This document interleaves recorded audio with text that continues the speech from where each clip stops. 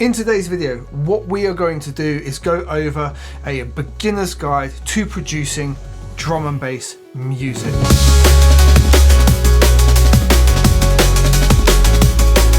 I want to take it from how we use and sample breaks, the most common patterns, how to make a basic bass line, why we want to use a certain Reese pattern, how the groove and shuffle works, right the way through to you having a finished idea that you like, and then we can move on to making it louder, mastering it, getting it onto SoundCloud. I'll even show you a service you can use to get your music onto those major streaming platforms should you so desire. I'm going to break each section down into this is the fundamental of how we do it. This is a common, easy way that you can use for you to then experiment and build on further. And in each section, I've put a little ninja tip of something that will help you move a little bit quicker and something that I wish I had learned a little bit sooner to give you one step up. Should you also be using Logic as well, and you would find it useful to have the project we're going to build out in this video, there'll be a link to that where you can download it from warriorsound.co.uk, which is my website. So without any further introduction, let's dive straight into the first part, which is the breaks, the drums, the first half of drum and bass.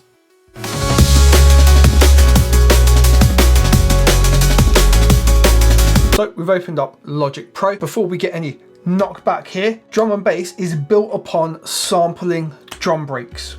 I'll put a video up here, some of the 10 most popular drum breaks. Generally, what would be done would you'd sample one drum break, arming break, think break, something like that, pitch it up, get it into shape, and probably layer it with another break, something that helped juxtapose or fill in the areas that break lacked. We will look at using one break in this track, and I'm going to use some of the breaks that come with Logic Pro, and we'll also modernize it a bit, and we'll do some drum synthesis to really polish it up. So let's build ourselves a drum break. Let's start off, we'll grab ourselves the Amen break, which is arguably the most iconic one. So you've definitely heard that break before. If we grab it here, we're just going to drop that into our project here. And as you see, it doesn't particularly fit, just plays back as is. Now we need to set ourselves the tempo. In DnB, we can go anywhere from 170 to 178 is sort of your realm. I like working at 172, 174 for the kind of music I do. If you want to do more jungly stuff, bring it down a touch. If you want to go more hardcore in the DnB kind of area, ramp that right up, 176, 178 kind of range. We'll do 174, the nice middle ground for this. And as you see, that has now stretched our breakout to a point where it's not gonna be usable or particularly fit in the track. Now the most old school way to get this to fit would be to pitch shift it to bring it in the right kind of length. Now we can pitch shift it right here in like the transpose option, but if I do up one octave, for example, it stays there, but just goes up in a ridiculous amount. What we can do in a DAW kind of setting is do time stretch. In Logic, if I go to this bottom corner and hold down Option, I can time stretch that out so it now rolls over those 4 bars. And it gives us this. Now, as awesome as the Amen break is, it's a little bit sloppy and ebbs and flows a little bit. And with drum and bass, we've got these really short, fast sounds. We need that to be a bit more locked on point. Now, very simply, we can use our inspector over here and we can go quantize, and we could quantize it to 16th notes, and you'll see it shuffle around a little bit. We're way more on point now. Now, we don't want to completely lose that sort of ebb and flow and push-pull that we have. So we can do things like introduce swing once we've introduced quantize. And if we give it a swing value of sort of 53%, we'll see some very subtle moves again, hopefully, but that will give it a little bit more swing in between those different notations of quantize. And I'll introduce some more information on that shortly.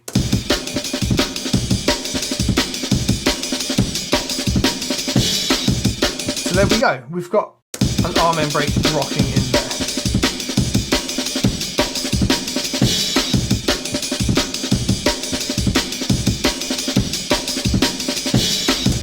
Now, I don't want it to always have this roll off every 4 bars. So what we can do is highlight it, hold Option, drag it along, and we've now duplicated it. Now I want this section here just to play once every 8 bars. So we can take this one here and use our corners and just drag it down and then duplicate it again. Now it will go over those 8 bars for us.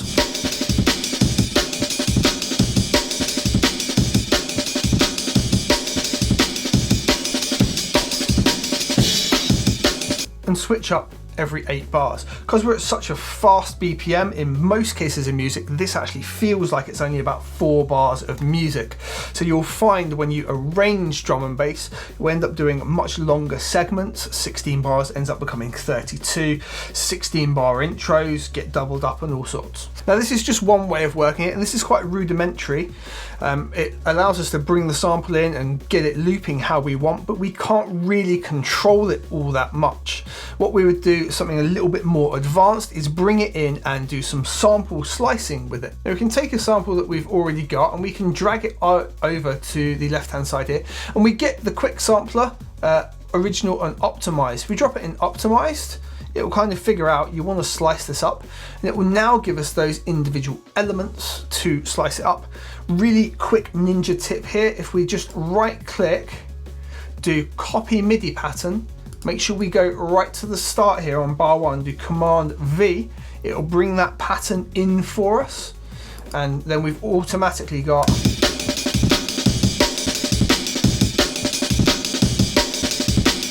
so we can do it that way. This then gives us the power to trigger individual samples. By double clicking, we can open up our piano roll right here.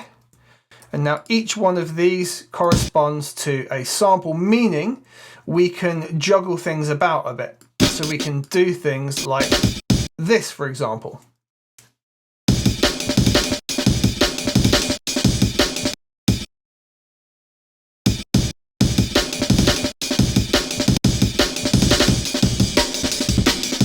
The kind of stuttered jungle breaks that you would have heard many times if you've been listening to this kind of music for any period of time. Now that's a way more complex way of doing things, but it allows us a lot of different tools, and we can really break into that drum break. Now we're not going to do that for today, but I will leave that in here for you when you download the project. What I'm going to do here is press H. I'm going to then mute this and tap this H here, and when I tap it again it will disappear, but when you download the project you can press H and it will reappear for you to work with. What I'm going to show you today is another tool that we can do a similar effect with, but directly on this stretched audio that we brought in. If we go down into our audio effects and down into multi-effects, we have something called the beat breaker. And the beat breaker lets us move pieces of audio in time. I'll give you a very simple explanation of that. Let's play this audio back. The orange line goes from this point to this point here, but we can break it at any point in time, like so. We can move it ahead, or we can bring it back in time. And we've got a section of patterns across the bottom where we can move between and manipulate those. So the way that we would then automate that, we can press A for our automation lane, click over here on volume, go down to beat break, and we can just choose our pattern right here. And if we zoom in, look, we can see it actually says custom. I like to use my secondary tool up here on the pencil tool, which means when I hold command, it switches to the pencil. And what I can do here is draw the pencil in and bring it so it's pattern off by default. And I'll have it here so it just juggles that snare a second time right at the end of this pattern. Really simple way of doing it, working directly with the audio. Now I mentioned you'd often layer up a couple of different breaks. Well, in the Logic library here, if we go into the loops library, we have a vintage breaks section, and we can grab some various sounds from there. And I want something that's maybe going to add a little bit of top end to the Amen break. We've got that really nice ride, but maybe we can get a shaker or some hi-hat in there, something with an extra bit of rhythm and groove. Let's see what we can find.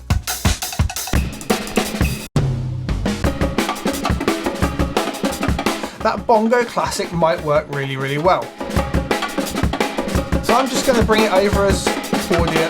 So I'm going to bring it over, bring it into the slicer right here, and I just want to use a really small section of it, just a small part of the loop. Just these few hits I think should be enough. Now you can see here it hasn't sliced every single note, and this is actually useful for us to demonstrate how this would work.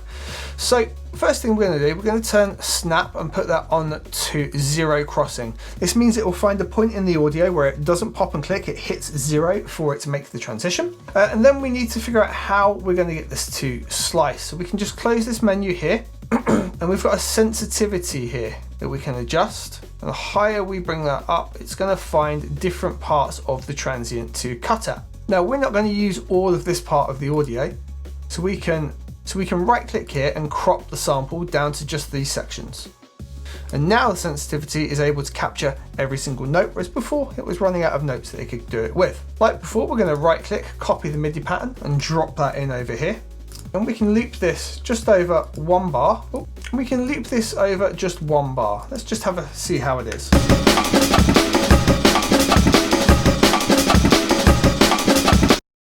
And what I want to do now is I'm going to take the level down. Now I'm not going to drop the fader. I use the faders later for mixing. I want to get the rough levels and ideas and things going either from the MIDI velocity or directly from the tool here. So I'm going to drop this down about 6 dB, I think. We can go down more like -9, so it sits behind the break itself.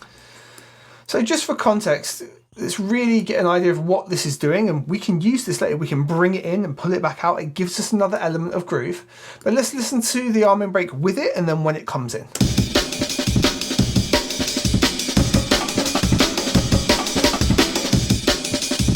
It's filling in a nice extra bit of space, right? So I think we can have that in pretty much the whole time, but maybe we take it out right at the end for our little skip around. So we end up with something like this. Yeah, I think we can actually bring that right up to here. So it stops just before that moment.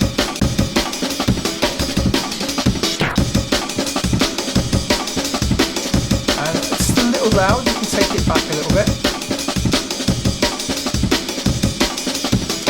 Now, I'm going to bring an EQ onto this. By no means are we at like a mixing stage, but this is more of a sound design choice. I don't want all the low end of those bongos in. I want the sound of the arming break to really have that low end space. So I'm just going to put an EQ in, just see where the biggest low end is and just roughly roll it out. Taking care of that now is going to allow us to make better decisions shortly. Now for an old school DnB track, that would be enough. That would be where our break lies. However, modern DnB track, it needs a really tight, fat low end. So we're going to do a kick and we're going to design that and put it in ourselves right now. We're going to use probably the most common pattern that there is. So what we're going to do is add in a MIDI device over here. And in Logic, we have our own drum synth. We're going to put a mono in, because it's going to be a nice low end kick drum. I'm going to make ourselves a pattern using our pencil tool again. If we open that up, we want this kick to land on the 1, so it hits every single time everything comes round. And I'm going to do it on a key note. I'm going to choose F sharp. There's a few keys that are really key in drum and bass, and you'll find they are F, F sharp, G, G sharp, B flat. And that's because we've got those extra notes in the low end to go right down to the subharmonics. Whereas some other keys, we just don't get that low frequency, or it goes too low that it's off our spectrum. So I'm going to pick my favorite note here, which is F sharp. I'm going to make this nice short, and this lands on the 1. Here's the 2, here's the 3, here's the 4. We will do something called syncopation, where the second kick lands on the and of those. So we end up with this. Now we can just loop that right the way through. If we go over to our MIDI track here, we can just loop that. And again, we'll stop that right where we stopped those bongos before. Actually, we'll stop that before that last kick, and we'll let everything ring out there at the end. Now our kick here is way too big, fat and boomy for this kind of music. So let's shape it a little bit. If we open up the drum synth, we've got some key controls here. Now decay is how long that drum's going to ring off for. We're getting more in the DnB kind of space already. Sweep is where it goes from like a low pitch to a high pitch, how quickly it does it. This keeps it low pitch. This will give it more of a click and pop to it. And then shape, the overall shaping of that. I think something in that kind of area will sit quite nicely. I'm going to leave pitch exactly as it is because I want it pitched to that note. Tone, tones like adding saturation. Sometimes we want some extra harmonics, sometimes we don't.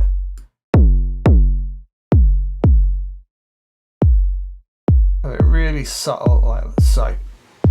If you're struggling to dial in the heavy kick on your track, there is the option as well of the tight kick, which I use a lot, which works really well, or the punch kick can be layered in really, really nicely.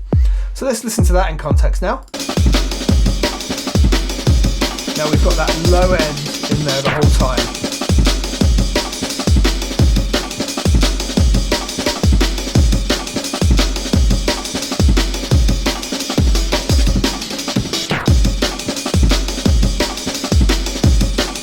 Now on the almond break, I want it to pull and flow a little bit each time that kick drum hits. So we're going to go onto the almond break here. I'm going to open up the compressor. I can just click on this bar up here, opens up the compressor. I'm going to use something I call my FET SIDE, which is a preset we have here. Feel free to copy the settings if you haven't downloaded the project. And the most integral thing here is I'm going to take a side chain. I'm going to switch that to inst. And I want the heavy kick to go into there. Now, when the heavy kick hits, this is going to fly back. We're going to dial this back so it only pulls back about 3 dB. So as you can see, now when the kick hits, it pulls it really far back and the almond break disappears, okay? I want the attack to happen over about a 10 millisecond range. I want the release to happen about 25, that's perfect. Then we're just going to pull the threshold until we're only pulling it back a little bit now.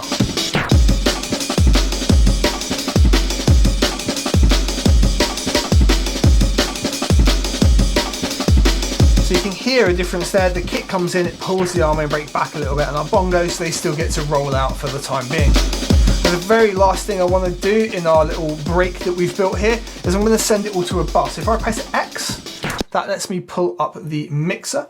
I'm going to hold shift and select our 3 channels here. And where it says stereo out, I want to click and hold that, go to a bus, and we can use bus 1, and that's going to make us auxiliary 1 here. And we'll now see that all of our sounds, when we solo it, play out to that bus. And it's clipping, but we're not going to worry about that just yet. We're going to rename it, and we're going to name that. That's the fundamental of our drums done, but I do want to show you some more things that we can do with our DnB drums. So we're going to move off to another segment now that explains the rhythm, the quantization, and the other areas there.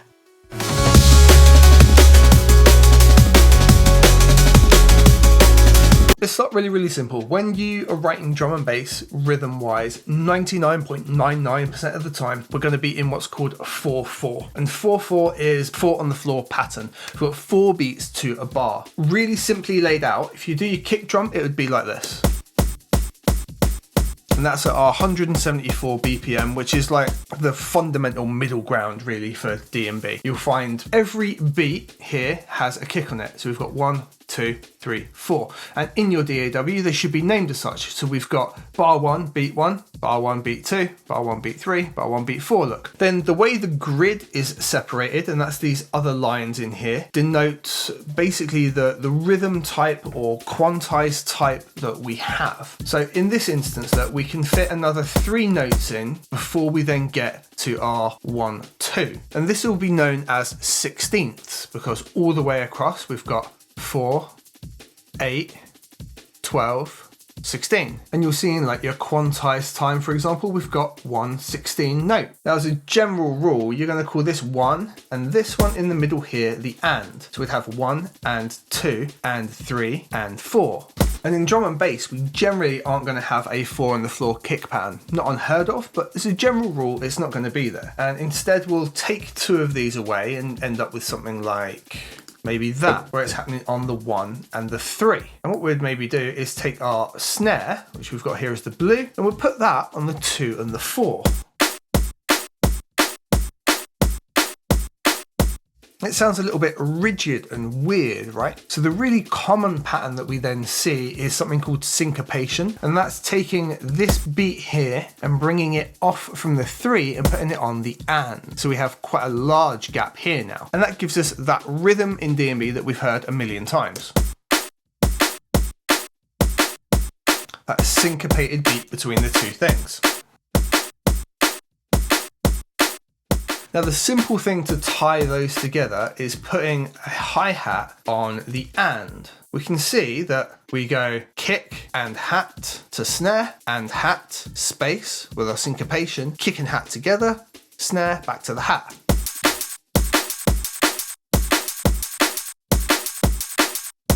We can make that feel a lot faster by having the hat on the beat as well.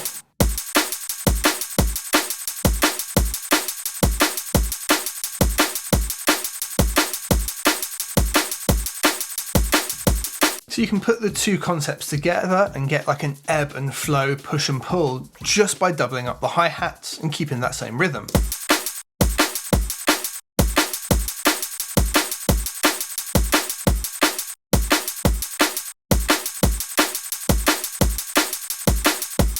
Now there's other really common rhythms that you'll find in DnB that involve the kick and snare patterns being significantly different. And we'll find things like where we only have a single kick that hits on the 1, and instead we'll maybe have the snare double roll in like this, or potentially we'll have the snare hit twice on the and you'll hear this a whole bunch as well.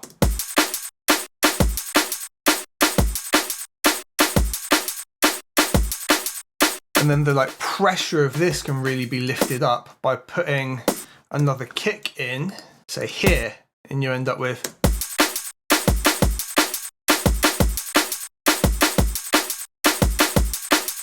Or we can use that original one where we sit on the 1 and the 3.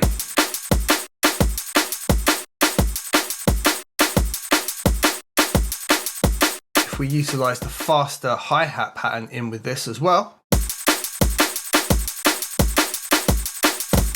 you'll hear this a lot. Or even something like this. That slowed down, almost halftime vibe. If we then take the ands out of the hi-hats,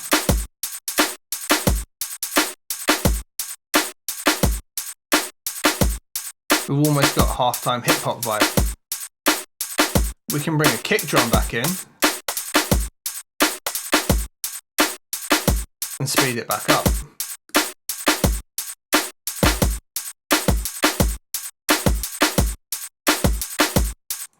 If we utilise the fast hi-hats again,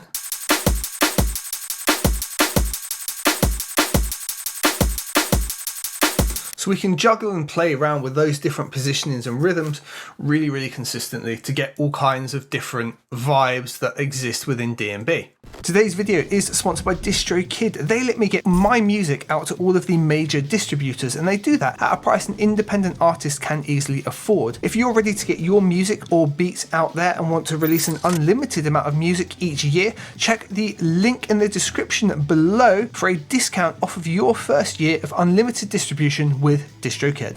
But there's a whole world of other sound that also comes out from different parts of the rhythm as well. And that comes down to the quantization and swing. Before, when we looked at it, we were working in 16ths, and we've got our quantized time down here set to 16ths. If we take all of the notes that we've got here, and in 16ths we start applying swing, well look, absolutely nothing happens, because we're sat on the 16ths, and swing applies to the notes in between that rhythm, right? So if we were to start putting hi-hats in between here and here, for example, which are now in red, and we do swing, you can see that those start getting some movement. 0% swing brings them all the way back. 100% swing brings them all the way into the next note. 50 is going to be where they originally were. So if we go to something like 55, we're going to be just a little bit off rhythm.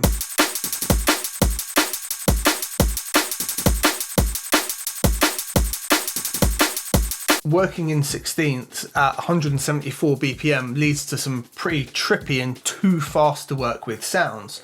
So what we often end up doing is working in the 1/8 or eighths, even though our rhythm's going to be in 16ths. So we switch our quantize now over to eighth notes. If we select everything now, when we swing it, now we can see we're swinging all of our ands that we had before. And now applying a bit of swing to these makes a huge difference to the overall feel. And we get that really swung DnB vibe. And we can take it way too far.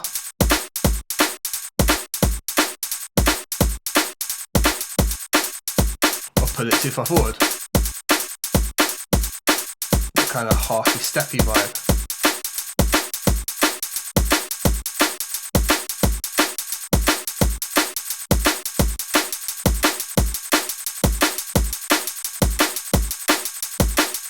Now, when we were looking at, say, patterns that have a double snare, for example, this goes and affects those snares pretty dramatically, right? One, they can't leave that grid, and the ones that are can get moved way off of it, like this.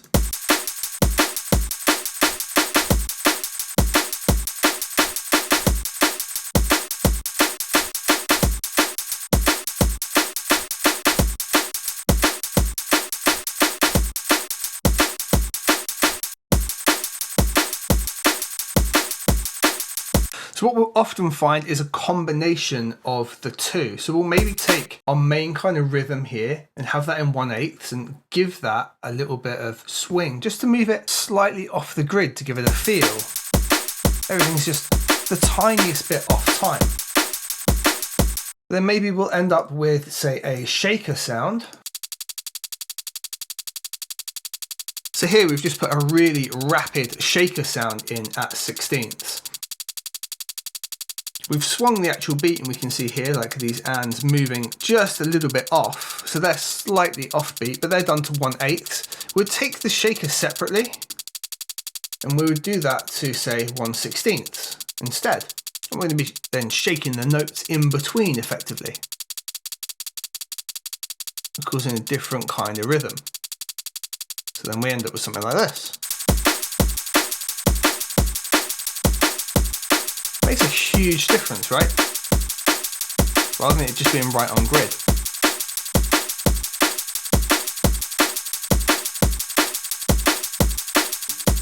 And this is before we've taken any account of things like velocity. This is just everything straight playing the same. When we start bringing velocity into it, it gets even better than what we can do and how we can make it ebb and flow. Now, I just want to show you a very simple bass example of where we can make use of triplets at a much slower tempo. And my track, High Volume, made use of this. The entire track is built off exactly this principle. So we're going to add this bass in here as well. And we can see it's just 3 notes, but what's important is the note length. Look, it goes across all 4 of our segments across the 16. But then by leaving 2 gap, then doing it again and again, we get a triplet flow at a much slower BPM. And because we've done things like our syncopated kick and where our snare lands, we get bass with the kick, snare goes free, bass with just percussion, kick goes free, bass lands with the snare. It's a juxtaposing rhythm that works across the entirety of the track. And once you've heard this here and you understand how it works, you will hear this 1,000,000,001 times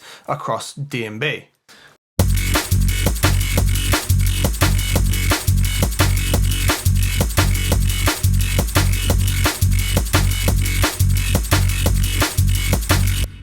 And it is the easiest thing to then just slightly alter that to create a completely new feeling and reset into the next bit.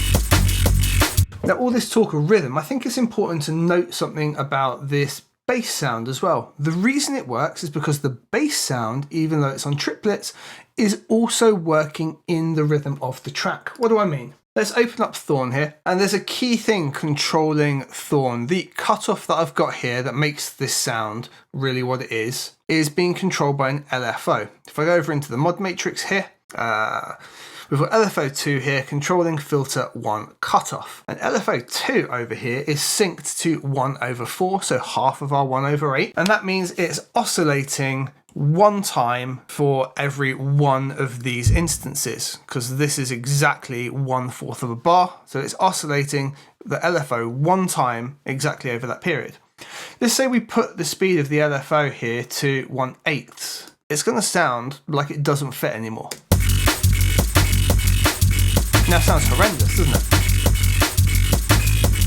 And that's because even the sound of the bass is being synced into the rhythm of everything else it's working with.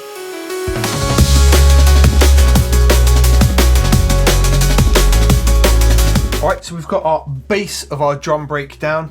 We are now going to move to the second half of drum and bass. Yes, bass. So in DnB, you generally have this big, wide bass line. So while the two fundamentals go together, the bass is generally the melody. It can be harmonized with the lead, filled out with some pads, but it is the second main element. And it's usually this big, wide sound that fills out everything else in the mix. We're going to look at creating basically the fundamental big distorted saw bass. You can use any synth really, that it just needs to have at least 2 oscillators and be able to make a saw wave. If the synth can't do that, why does it exist? We're going to go up here and we're going to add ourselves a new MIDI instrument, and we are going to add in Alchemy. So like I said, you can use any synth, but you just need to make sure we initialize, just going to initialize Alchemy like so. By default, it's creating a saw wave. There's 2 ways we could go about this. We could put another oscillator on, which a lot of synths will have you do. Now we've got 2, and we can change the tune.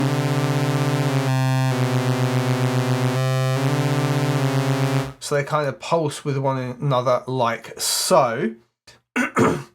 Well, the other way we can do it is go into the settings for this particular oscillator and make use of what's called unison.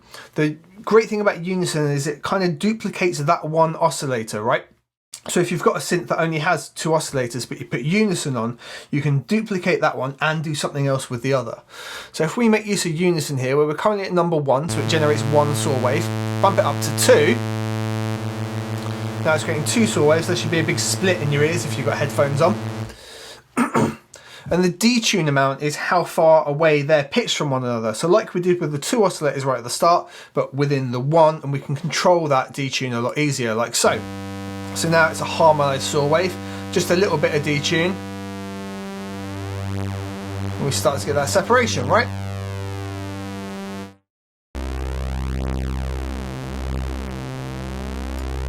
If we pump up the number, it's more and more intense.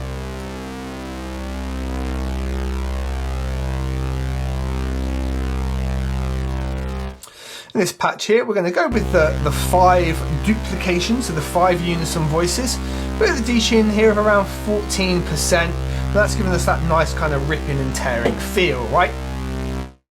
Now the other thing is the respace generally doesn't have that long tail off.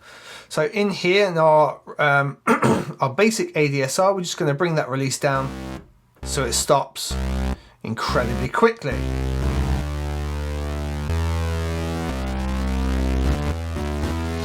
Now the other thing is you can hear multiple notes lay over each other. Generally, that's not going to want to happen with a bass, especially in DnB, where it's this big thick sound.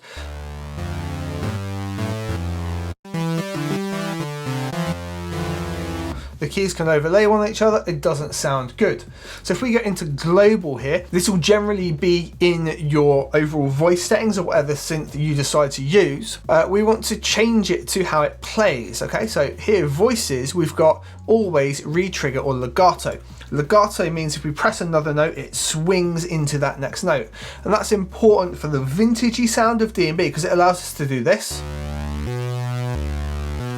Now when we press multiple notes, they don't polyphony over one another, they instead move one into the other. We can then use our glide time, and it's nice if you have this in time rather than percentage, so we can go time right here, and we can do something like 80 milliseconds, which is approximately 1/16 depending on your BPM, and that lets us go.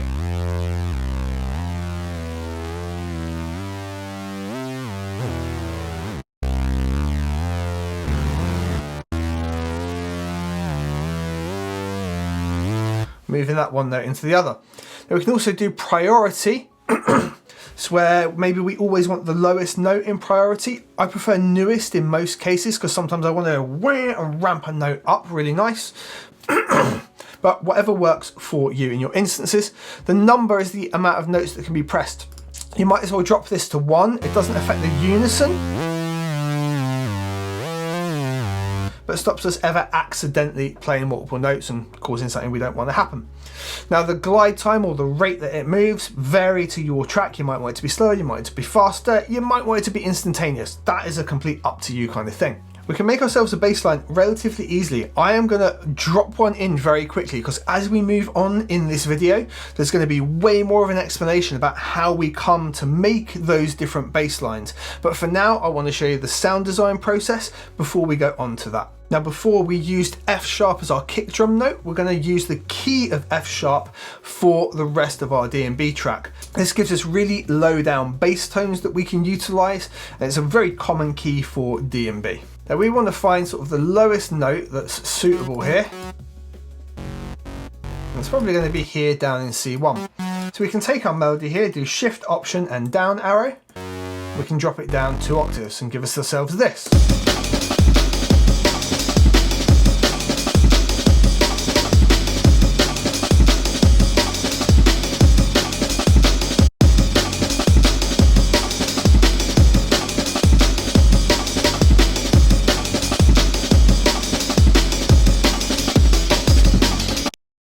Now what I like to do a lot of the time is distort it, but I usually tend to do that with the filter. So here in Alchemy we have a drive option on our filter. Smooth, maybe not so much, but let's hear what it's like.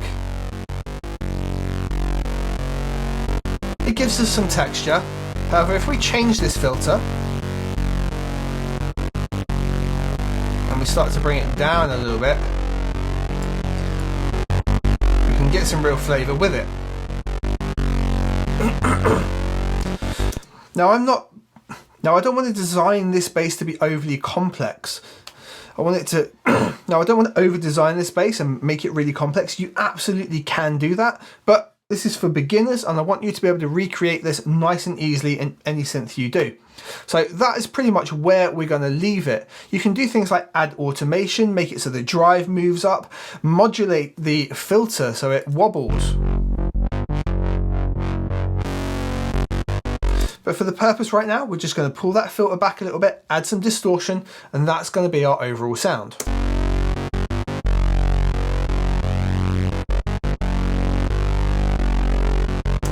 Now one thing I want to add is right at the end here where we did our little skip up before in the drums, I want the bass to also reflect that. So what I'm going to do is put an F sharp note all the way up here. And because we set that to legato, it's going to trigger this low note here and then ramp it up into that one like this.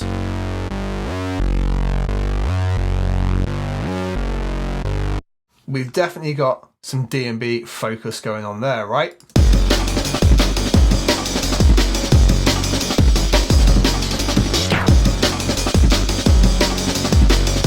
Now that's a really simple, relatively modern way to make the sound work in a synth. However, it's not the way that the Reese bass was generally made. It was made from one note and repitched. I'm going to make a new melody here. We're going to put that nice low F sharp in again, just here.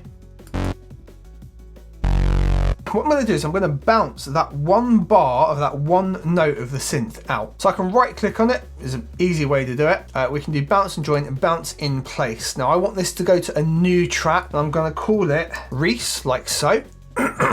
With the source, I just want to leave it alone because we're going to keep it in our track. I'm just showing you how you would make a sampled Reese bass. And we want to leave everything else on and overlay protection only for the normalization. So we're going to drop that in like that. That now gives us this audio file here.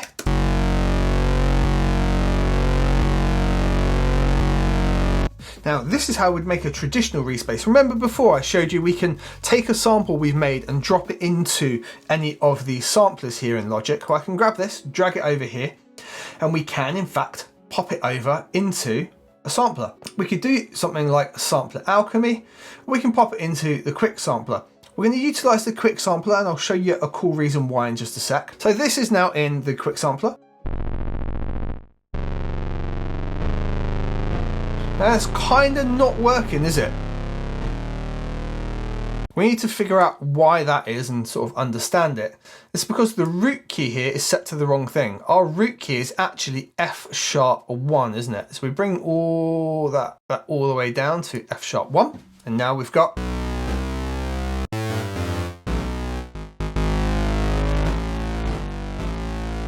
our polyphony mode like before. We want this to go on to mono this time.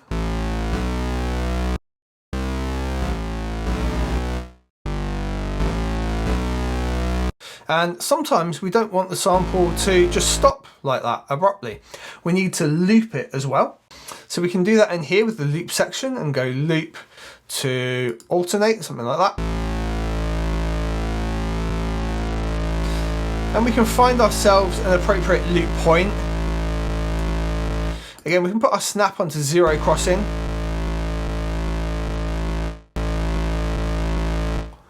And there you go. So now it will do this. And if alternate doesn't work, we can try like reverse, forward. And it can be a case of finding just the right area.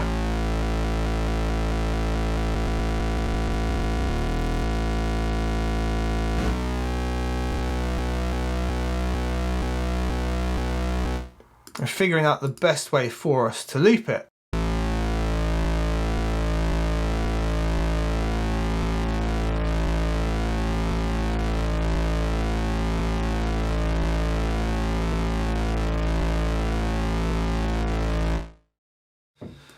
So now we could use our same melody we did before on this pitched version that's just coming from that one sample, and it's going to be quite a different overall sound. Oh.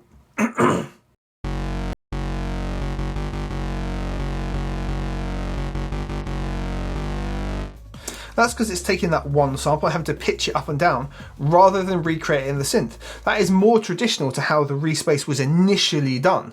Now we can take this a step further and make it even more awesome. In the quick sampler, we can take our overall patch now.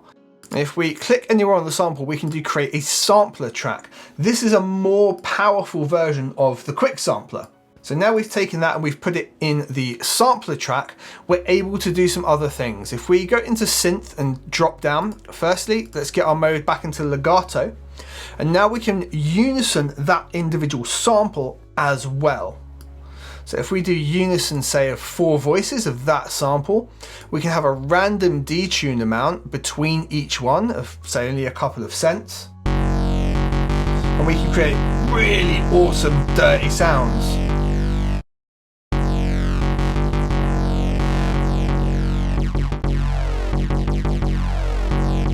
From resampling that sound we made with a synth just a moment ago.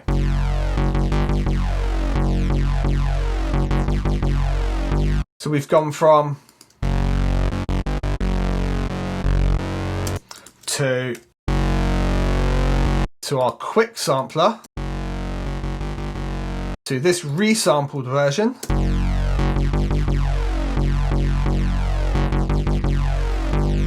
Now you can take that process a whole load further. Let me add another sampler in here for you. And here in Warrior Sound, I've got a whole set. I've got a whole different set where I made the same kind of resample, but with analog synths, and then resampled it, repitched it, and put them into here. So like the Big Ripper Ultra Saw, for example, is made in exactly the same way, but using an analog synth. And we have to find its key.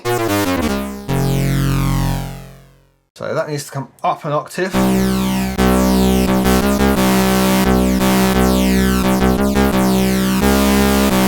Exactly the same process, but made in that synth. And because I've now made the sampler patch from those analog sounds, I can modify it and give it more voices. Strip it back to just the 2, really detune it.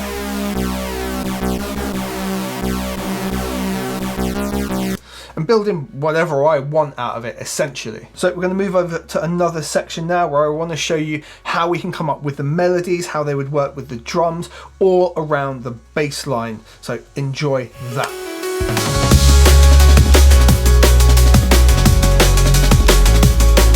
There are two types of way that you will generally end up playing a bass line in DnB. Because it's so fast paced, the two things that we end up doing is either having to cut a note off really quickly, so it either cuts itself off or it's cut off by another sound, or that it moves from one into the other. So the two terminologies for this are going to be mono or legato. We're going to take this sound just here for now, and we'll look a little bit at how this pattern works in just a moment. But this sound here is a Moog bass sound. If we just loop over it and play it back,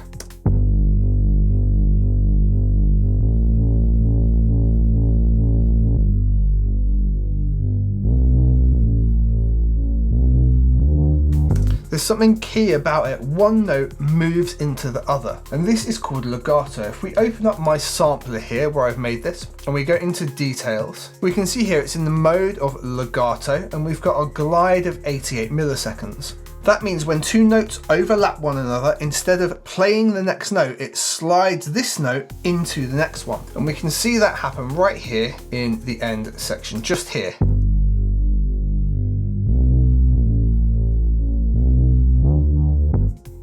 Now, if we were to have that play back as mono rather than legato, we'd end up with a very different sound. Here we go.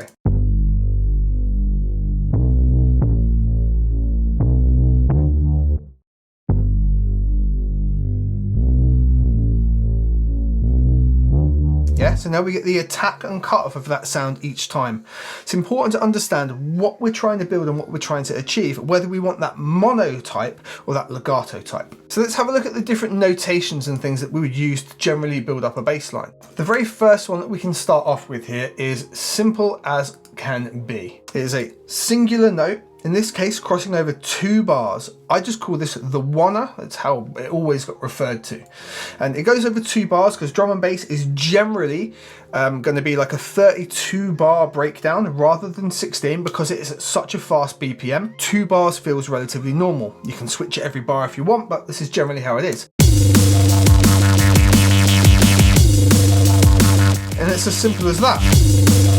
So we've got a bass sound that ramps up and builds up over that time frame. Now we can use our legato and other notation to build upon that in a really simple and effective way, and that's where the oneer becomes quite a useful way that you can transition into different basses. So if we take our pattern here, we've used a legato bass sound again, and this time we've put 2 other notes in the key, in this case G. So it's just a single oneer G note with 2 legato notes at the end.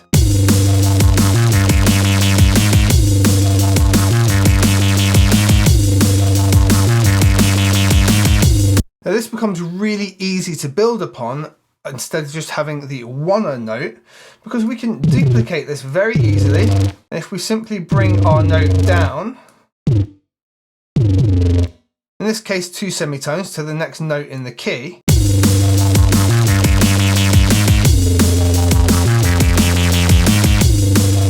this allows us to build a bass line.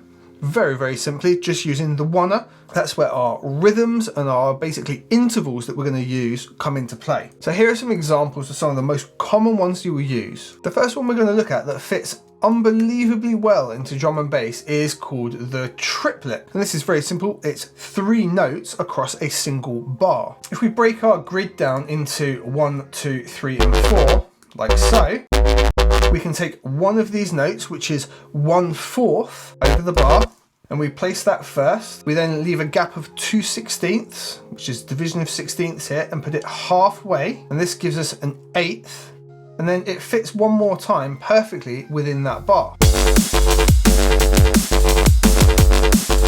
And this can just loop over and over and over.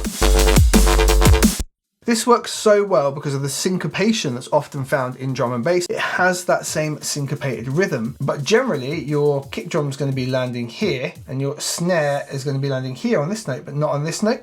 So you get that swing and syncopation between the two. One of my most successful tracks of all time, which was called High Volume, which I landed a placement with, which ended up getting played across a massive gym chain for their spin class and workout sessions for like a couple of years, was completely built off of this rhythm.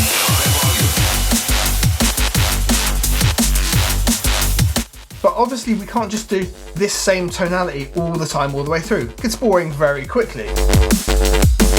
One of the simplest things that we can do with this is to add a call and response type sound with it. So we're using exactly the same rhythm, or exactly the same note, but we're using two different tones to accent one another. And that ends up coming out like this.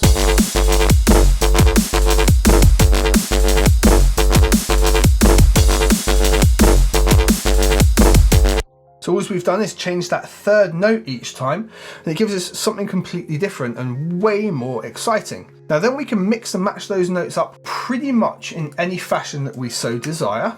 Maybe decide that we want to have 2, 2, 1, 2, 1, 2, 2. Completely mixing it up, giving this way more kind of bounce and ebb and flow in that.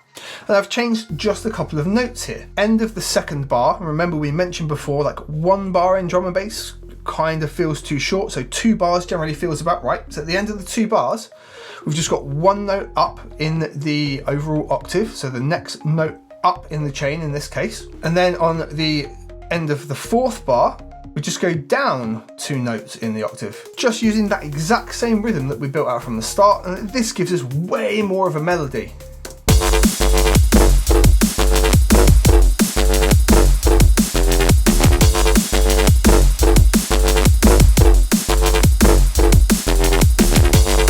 Okay, so that's using triplets and the 3 notes per bar broken down. There are many other ways we can do it, but this is a really good fundamental starting point before you start experimenting with other areas in that. So something else we can do are called fourths. We already looked at those, where we break the bar down into 4 different hits, so 1, 2, 3, 4 on each one of these lines in here along the 16th. But we can also mix that in with other elements. So a 4th pattern can look like this just as much as it can look like this.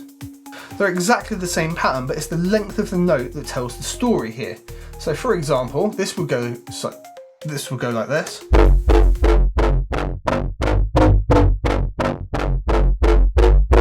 Whereas if we were to use this pattern,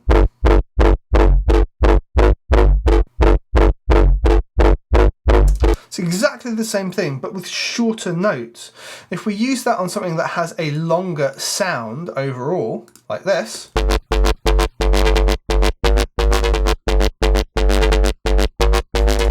we can end up getting 2 different patterns out of it.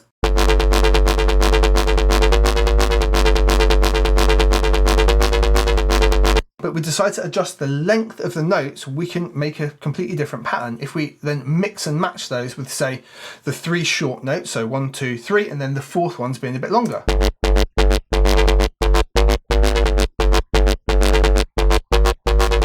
At the end of, say, each 2nd bar or the end of the 4th bar, we can mix it up with maybe 2 longer notes.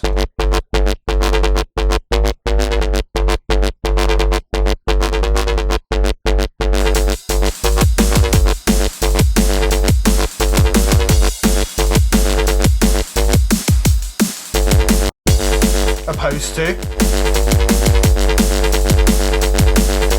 It is sponsored by DistroKid. They let me get my music out to all of the major distributors, and they do that at a price an independent artist can easily afford. If you're ready to get your music or beats out there and want to release an unlimited amount of music each year, check the link in the description below for a discount off of your first year of unlimited distribution with DistroKid. So even though it's a very basic pattern, just hitting on the 1, 2, 3 and the 4, the note length becomes incredibly important. Now the length of those notes are also determined by our overall pattern division, or a quantized division that we're going to use. So what we were using here, these are 8th divisions. Would you believe it? It's because 8 of them fit in one segment. A 16th would then be this right here. So we could actually start using 16ths into 8ths into 4ths and we can create another rhythm element by doing that.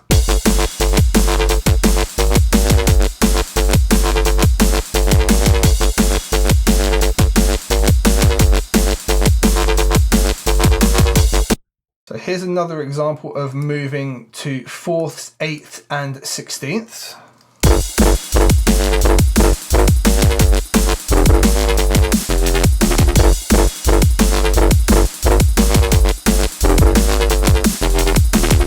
So here we're going on 4ths. This is also on 4ths, but we've just changed the note length. So we're using the 8ths note length. We're using the 8ths note length here, and we're still on 4ths. We go in the middle, and there is our first hit on the 8ths. And then again, we're going to 4ths. We've got an 8th hit here where it's going in the middle, and then a little roll out of 16ths at the end.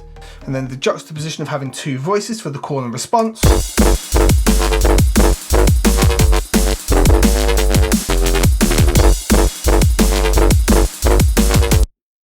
Yeah, we could maybe take this little accent here and make that 16ths as well. Just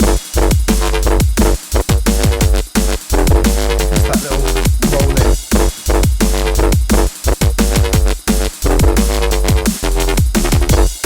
Now let's go all the way back to our more liquidy sounding legato style bass that we had here. I want you to have a quick look at this and think, from everything I've just explained, what have we got? So we've got a oneer, legato into another oneer, into another one. What's this right here though? Let's zoom in, so we're breaking it down in one bar. This is landing on 4ths, and so are these at the end.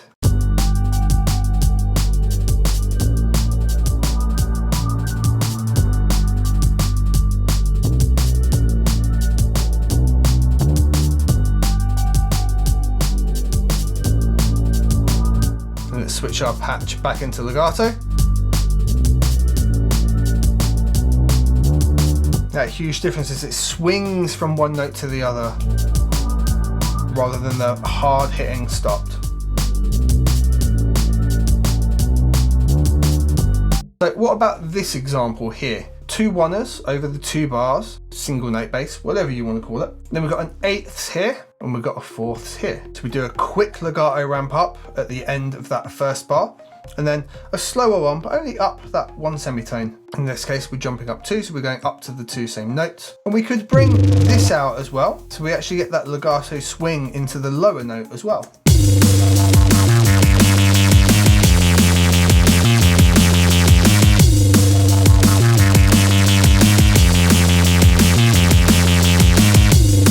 If we want the notes to swing up and down like this and have a constant presence, we can. But as you notice, it doesn't have the same kind of rhythmic impact that you get from the other mono basses where they cut one another off. Now, even though this is a legato sound, we can do it by just not having the MIDI overlap, and it will then trigger each time. And now you'll get more of that rhythmic element to it.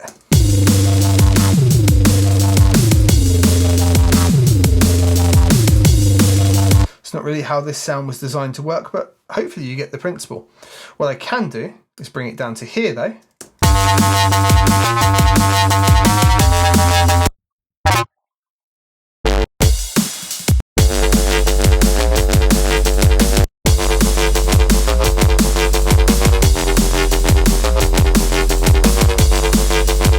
And you get the idea that you can have that rhythmic principle going on as well without having to move it from one note to the other. It depends what you're trying to create and what kind of atmosphere and energy you want to bring through. So for example here, we could keep these notes here and we could also have our call and response going on. So we'll take these out of here. I'll give them to a different bass sound, like so. So now we can go.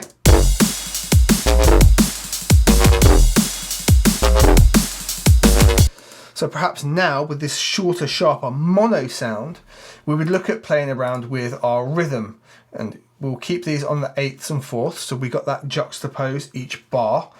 So it's a little bit different. So maybe we would do something like we begin on 16ths here. And then perhaps we have a longer, and then we perhaps have this on the 8ths, 8th. So we go 16ths, 8th, 8th.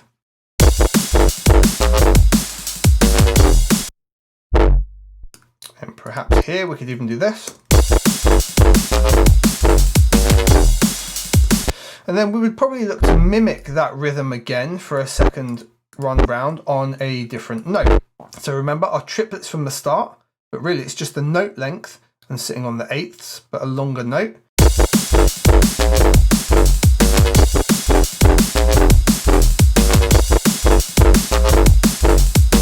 In case this still hasn't hammered home, let's just have a look at some other variations that we might want to look at. Now here's another variation that you can use as well. And these often get called tuplets, and they give a very indirect swing to the overall music. They sit on the 16ths, but we use longer notes, and you can see how they're broken down here. Now, if you're struggling to put something like this onto the grid, a very simple thing that you could do would be to say, draw this in on your 1, 2, 3 and your 4, and we can go and do the 1/6 triplet. So we've got a 1/4 triplet 1/6.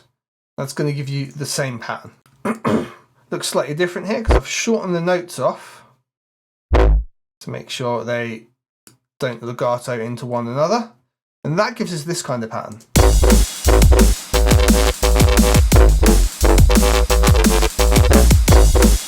Yeah, you wouldn't have heard it before. It's kind of bouncy pattern. Now you can mix that in with something like your 16th. So like have the first 2 hits, for example, put like an 8th hit here, and then maybe we'll go something like this.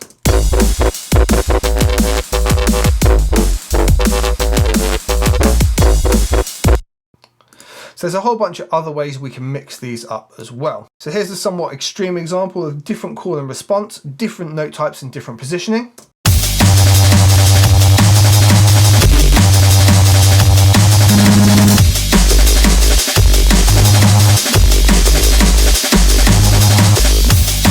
But that really is as simple as it is.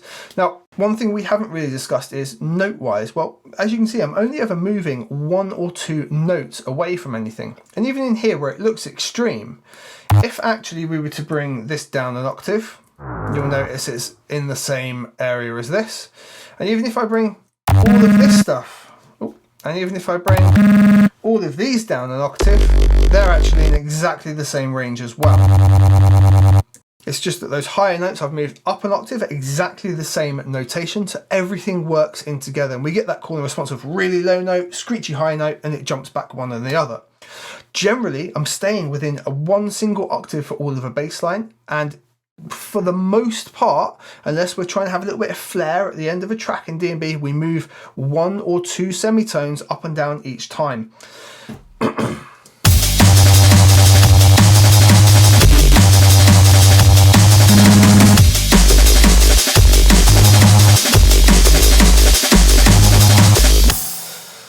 So let me give you another example. Here we've got fourths, so hitting on the 1, 2, 3, 4. Or so here we've got something even slower than the oneers. These are 1/2, so they're taking up half a bar. They're 1/2 if you were to do it as a quantized value, followed by a 2-bar oneer and then another 2 halves. So if we play this back.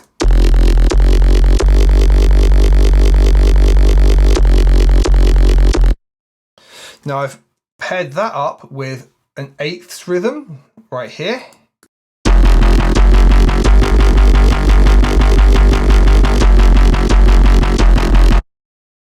And then on top of that, I've also put a 4ths and triplets combination rhythm as well. If we take the others away so you can see that. And they all work together in harmony, and they're all just moving those similar notes in that same octave range, which is why I can't show them all at once, but you can kind of see everything that's going on right there.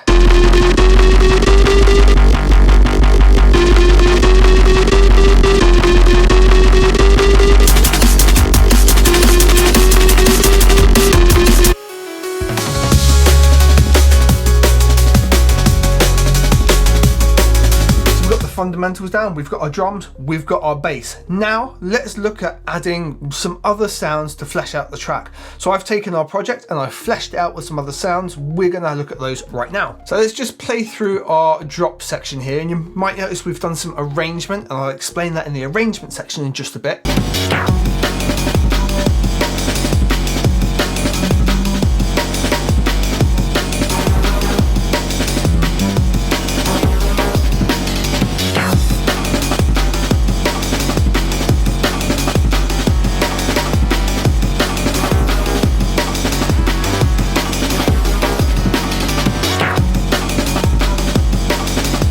and those are the extra sounds we've added.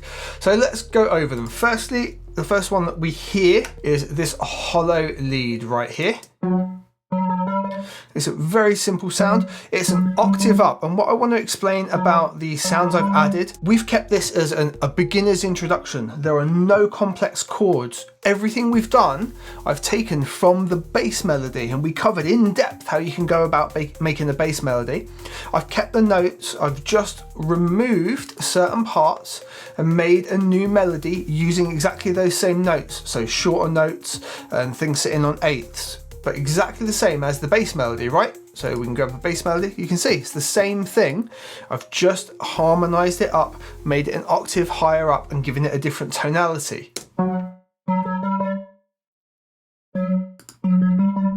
That's really, really simple. It's made in ES2. So jungle hollow lead, you've got that patch, and very simply added a little bit of reverb to it, just to give it a little bit of a kind of tone. Just give it its own little bit of space.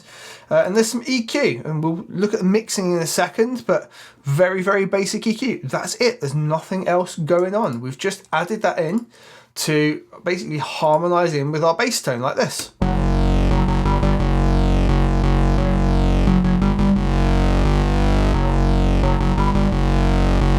Now the ana lead is the next thing that we hear. This is the analog lead that we did from earlier. I unhid it and I've just utilized it in here. It's a bit loud at the minute, but again, we've not really done the mixing stage, and that's just this.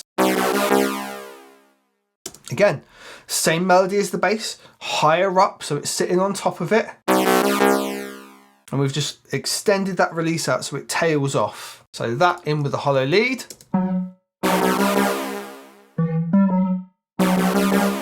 Call and response, like they're talking to each other, yeah? And then we flip that around a little bit, and I've done this delay lead here, which is another lead sound. This is just a preset from Alchemy, literally called 70s analog lead, with a tape delay on it, just on quarters, a very, very small amount of wet, because I've used some automation to bring that wet in, and this is how it goes.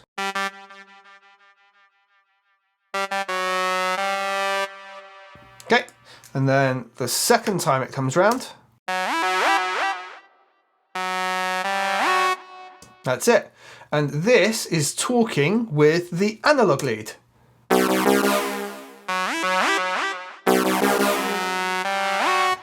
Yeah, so we've got that call and response like we learned in that bass production where we use different bass tones. Same kind of principle, and when it comes in with our bass,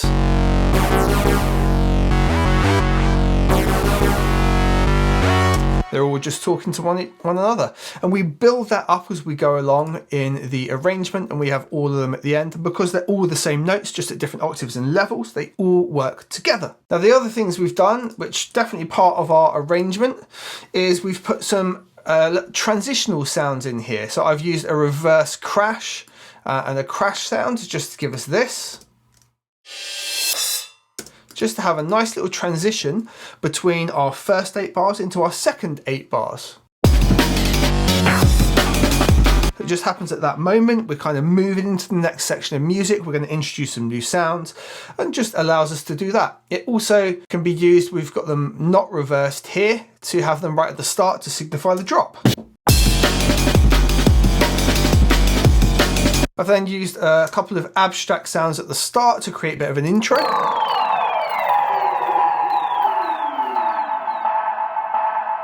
Another reversed sound here.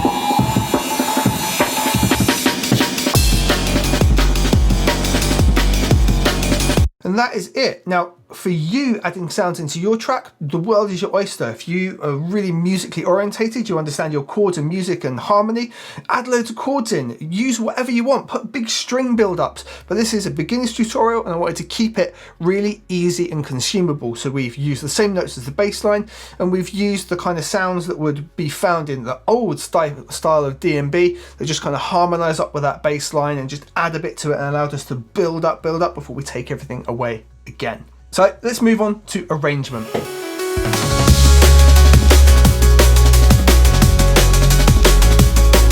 So arrangement, we're going to keep this very simple, beginner's tutorial.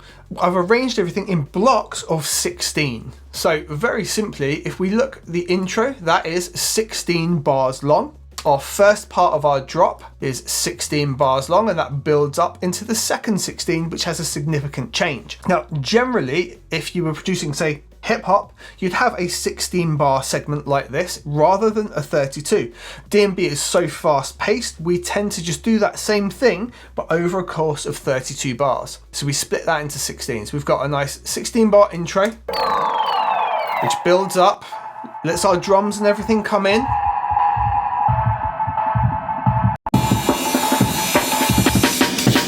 Gives us our drop into our first 16. And then we've got a little signifier with the reverse symbols. We're coming into the second 16, right? A nice little sound there just to let us know a change is coming. We're evolving this piece of music here.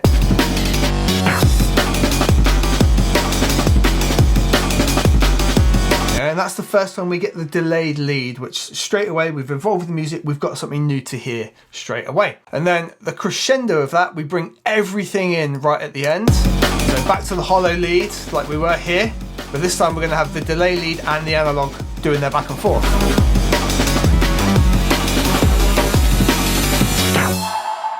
That drops us down into another 16 bar breakdown. And then we just repeat exactly the same thing again with a nice little 8 bar outro here. We've just faded everything out. Really, really simple arrangement, like the most simple DnB arrangement you can do, but very, very easy to get to grips with. Working in those blocks of 16, you can't mess it up, and it keeps everything sort of consistent and working. You know, every sort of 16 bars, we want to make some kind of significant change. If you want to really evolve this, what I suggest you do is get some of your favorite DnB tunes, bring them into your project, make sure you get the BPM right, and figure out how they've done that arrangement. So let's look at the basics of mixing and getting it to be loud.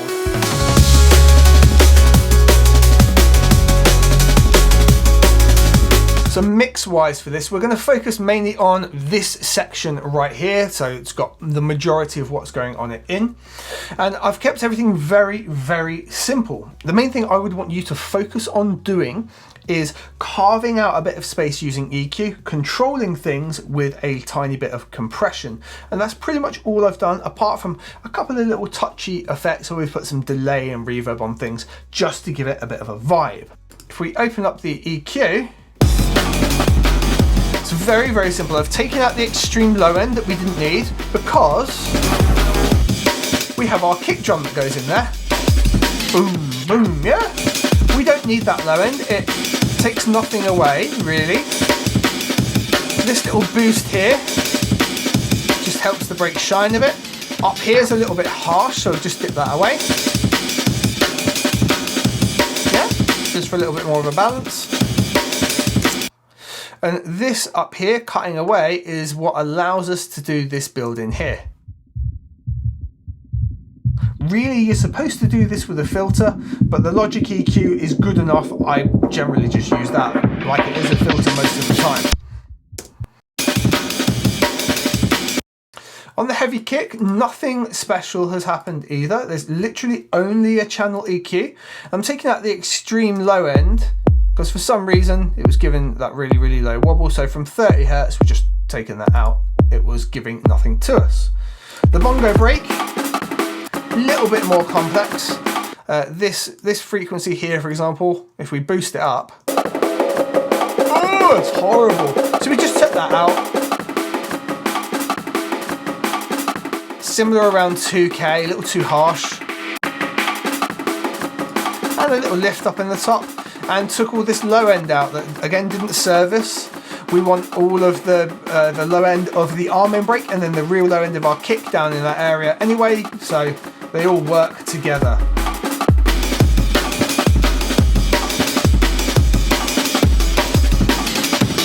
In terms of balance, like I said, I would mostly do it in the plugins themselves. So I adjusted the kick in the plugin, I adjusted the bongos in the plugin, and then it was very minimal. I ended up pulling the heavy kick down a dB and down a dB and a half for the bongo break to get that balance. Now remember, we put those over to a bus. On the bus, we have a compressor. It's doing a very small amount, and it's mostly catching that kick by about 1.5 dB. And the EQ, it was a little harsh up here with everything in, but I wanted to lift up 1K a little bit more, and a nice little 10K boost.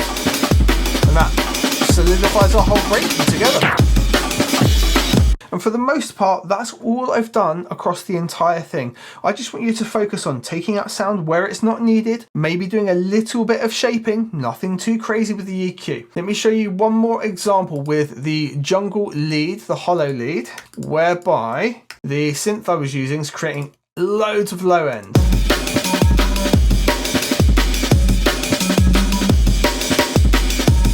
See all of this? We don't need that, it hasn't got any tonality, it's just causing a problem. We just want to focus on things like that, take it away. That's going to be better for our breaks to cut through, it gives it that space back. That is all you need to focus on doing. The rest is just down to getting a balance overall. I like to put things into buses as well and have a bit of control. So all the synths, for example, all of this goes into one single bus. And remember, right at the start, we used the FET sidey compressor to control the arming brake when the kick came in, to give it kind of ebb and flow. I've done the same thing on all of the synths together using a compressor. Still my FET sidey preset, and being triggered by the heavy kick. It just means when the kick comes in, it pulls those synths away in those key moments. Then the overall EQ for them, again, lifting up at 1K, needed some brightness, little lift at the top end, the extreme high end taken away, and the low end rolled off in this case.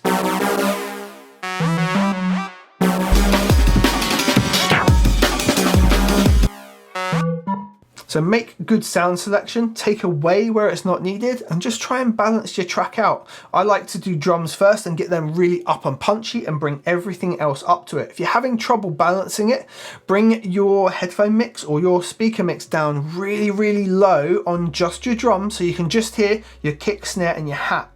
Once you've got that balance right, slowly bring your bass in. Make sure you can just hear your bass when a really low mix. Then bring everything else in so you can just about hear it on your lowest level. Once you've got that kind of balance, crank the volume up. You should find it's relatively well balanced across the scale. If you find something jumps out a lot, dial it back down, bring that down in the mix, make sure you can just hear it, bring it back up. Keep doing that to get your balance. And overall, you can then adjust it with the faders. Now, the one complex thing I have done, and I would love to explain to you, is the ninja tip, is here I've doubled up the bass that we made, and I've got a mono version.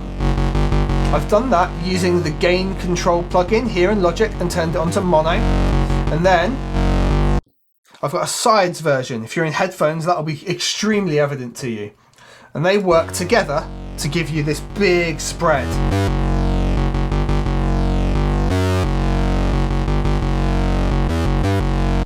The way I've done that is on the second one here, which is just that spread.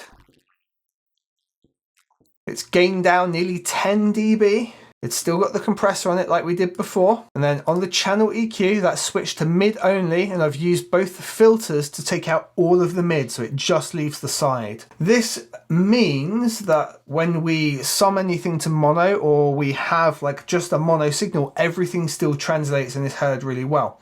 So if I mute the stereo,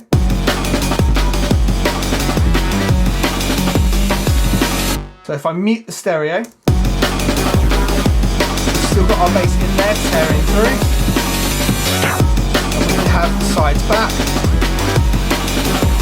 to add that extra width and space and ripping and tearing. And that is all you need to do in the beginning as a beginner for mixing your DnB track. Focus on the balance, focus on removing frequencies that would clash with one another. If you get that right and you've made good sound and note choices, you'll be well on your way. As you can see, it's all that's done here. So the very last thing, how did I make it loud? So there are 3 tools that I've used in Logic. We've used the mastering tool, which gives us a balance overall. I've dialed that right back though. You know, Logic's saying we should do something like this, and I'm saying no, it should be more like that.